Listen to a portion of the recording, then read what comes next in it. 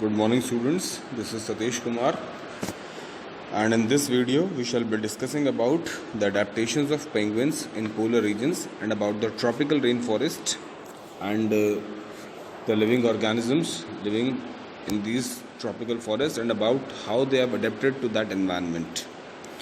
तो सबसे पहले हम बात करते हैं पेंगुइन्स के अडेप्टेशन के बारे में कि वो पोलर रीजन्स में कैसे सर्वाइव करते हैं, वो कौन से अडेप्टेशंस हैं जिनको वो फॉलो करते हैं और जिसकी वजह से उनका सर्वाइवल पॉसिबल है इतने चिलिंग एरिया में.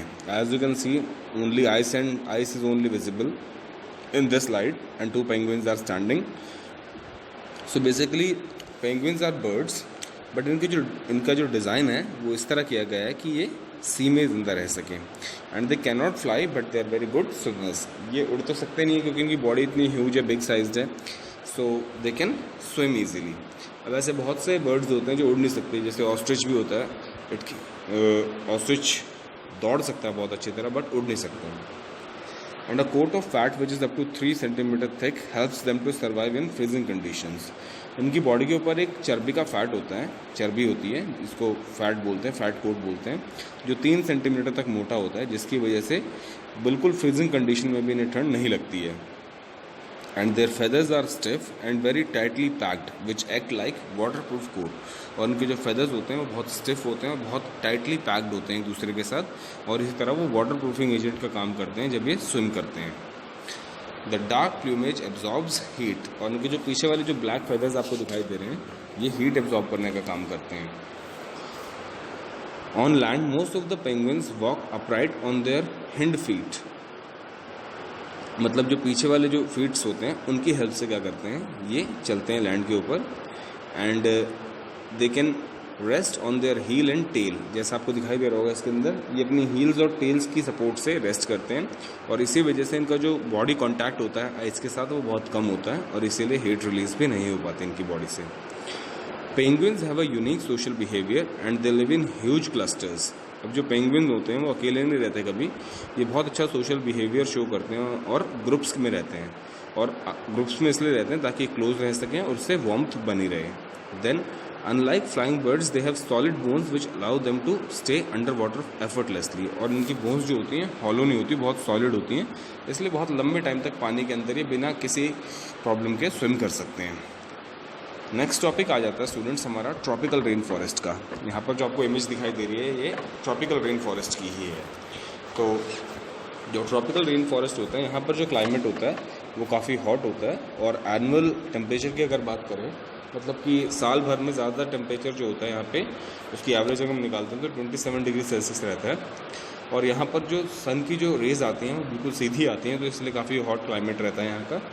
And there is very little variation in length of day and night. दिन और रात में भी यहाँ ज़्यादा कोई अंतर होता नहीं है. And this region is characterised by heavy rainfall. दिखाई दे रहा होगा यहाँ पे आपको इस टाइप से पूरा ब्लू ग्रीन एल्गी भी जमी हुई है पेड़ों के ऊपर और पूरा बहुत मॉइस्चर टाइप से एनवायरनमेंट है. तो यहाँ पे जो रेनफॉल होता है वो भी क्या होता है, बहुत ज़्यादा होता है. अब अगर हम इंडिया की बात करें तो इंडिया के अंदर जो वेस्टर्न घाट्स हैं और जो नॉर्थ ईस्ट रीजन है असम का, वहाँ पर ट्रॉपिकल रेन फॉरेस्ट हमें मिलते हैं.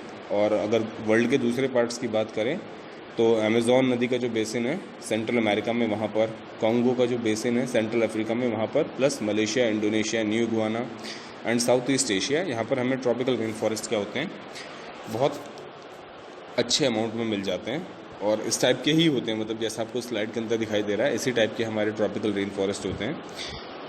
The adaptations of animals in rainforest make them compete for better food and survival. और जो एनिमल्स यहाँ रहते हैं वो क्या करते हैं, एक कॉम्पिटिटिवनेस होती है उनके बीच में for their better food and survival, और इसी वजह से वो क्या कर सकते हैं यहाँ पे सर्वाइव कर पाते हैं. उन्होंने कुछ अडेप्टेशंस फॉलो की होती हैं जिनकी वजह से वो सर्वाइव करते हैं. अब 3 लेवल्स में जो होते हैं ट्रॉपिकल रेन फॉरेस्ट के अंदर एनिमल्स को डिवाइड किया जाता है. वो एनिमल्स जो सबसे टॉप में रहते हैं, वहाँ पे जो ट्रीज़ होते हैं उनके एक जो ट्रीज़ का बीच वाला पोर्शन होता है, मतलब जहाँ पे ब्रांचेस वगैरह होती हैं वहाँ पे रहते हैं. और थर्ड वाले हमारे जो फॉरेस्ट फ्लोर होता है मतलब ज़मीन पे, वहाँ पे रहते हैं. तो सबसे पहले सबसे टॉप वालों की बात करेंगे.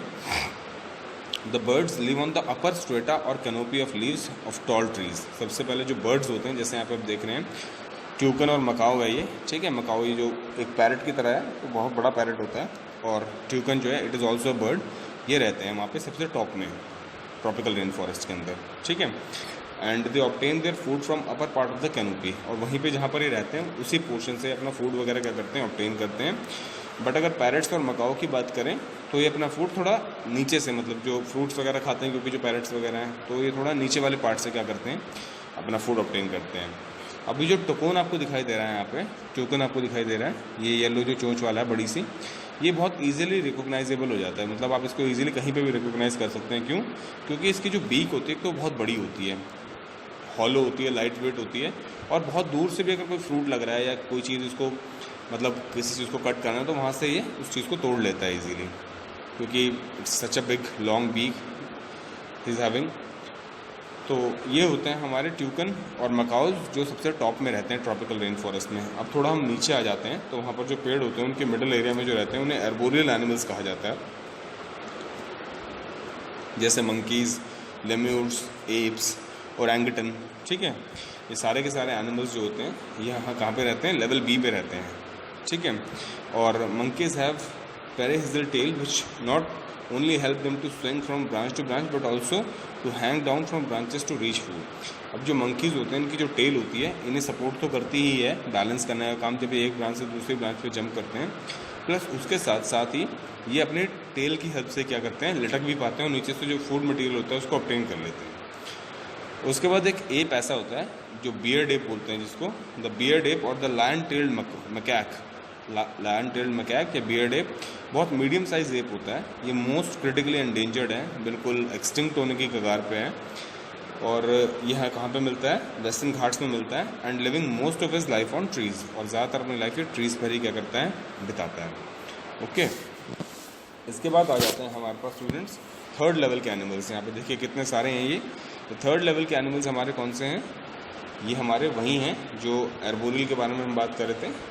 These are all the arboreal animals you can see over there। इसके अंदर स्नेक आ जाता है हमारे पास, different kinds of monkeys are there, koala is there, leopard is there। So these are all the different categories of arboreal animals। अब हम उसके बारे में बात कर रहे थे, लॉन टेल्ड मकैक के बारे में।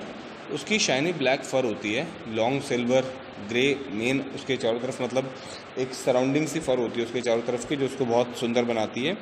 एंड वो खाता है फ्रूट्स, सीड्स और यंग लीव्स को, और फ्लावर्स भी कभी कभी, ठीक है।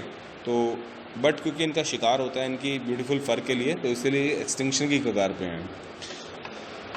अब हमारे पास क्या होते हैं, कुछ इंसेक्ट्स भी होते हैं जो बाग्स के अंदर रहते हैं, ठीक है, उनको भी क्या करता है, ये खाता है। अब बात करते हैं नेक्स्ट एर्बोरियल एनिमल के बारे में, तो वो होता है रेड आइड ट्री फ्रॉग। एक लाल आंखों वाला पेड़ पे रहने वाला फ्रॉग होता है जो ब्रांचेस पे रहता है और लीव्स पे भी रहता है।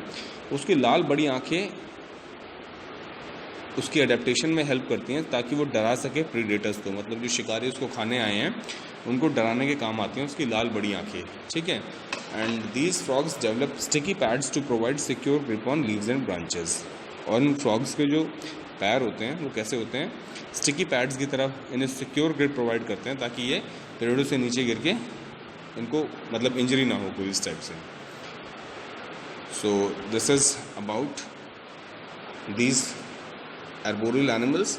एर्बोरियल एनिमल्स को बहुत सब कुछ अपने साथ एडेप्टेशंस लानी पड़ती हैं, क्योंकि अगर ये उन एडेप्टेशंस को नहीं लाएंगे तो इनमें आपस में ही क्या होता है, बहुत सारे क्लैशेस रहते हैं। जैसे आपको पता है फूड और सर्वाइवल के लिए ऐसे फॉरेस्ट के अंदर, अब जैसे लेपर्ड है, leopard it is a carnivore, he use to eat basically the flesh. तो बाकी एनिमल्स को वो क्या करता है, मार के खाता है। तो अगर जो हमारे ये मंकीज़ की जो डिफरेंट वो हैं स्पीसीज़ हैं, अगर ये उस पर्टिकुलर एनवायरनमेंट को अडेप्ट नहीं करेंगे, वहाँ से ये नहीं सीखेंगे that how to survive and how to jump from one tree to another tree and how to this escape from this life hunting, तो इस टाइप से कैसे बचना है, तो it will be very problematic situation for them. Next we are having animals inhibiting the forest floor, ठीक है। अब हम उन एनिमल्स के बारे में बात करेंगे जो फॉरेस्ट फ्लोर पे रहते हैं, जैसे गोरिल्ला, एलिफेंट, ठीक है। सबसे मेन इनमें एलिफेंट होता है। So Asian elephants are commonly found in rain forest of Western Ghats, North East India and South East Asia.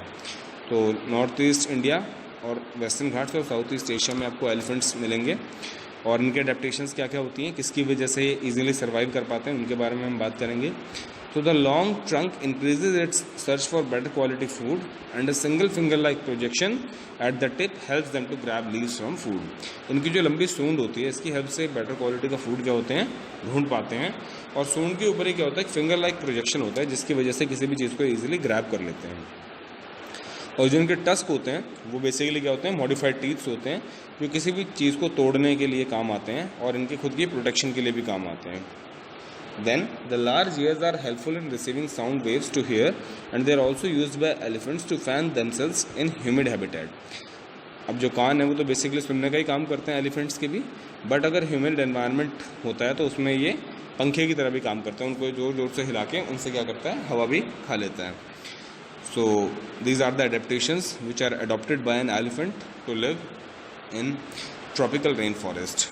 Okay students, so this is what for today's class. Thank you very much for listening me so far, and your class ends here. If you have any doubt, you can contact me on my WhatsApp number which is given there on the group. Thank you.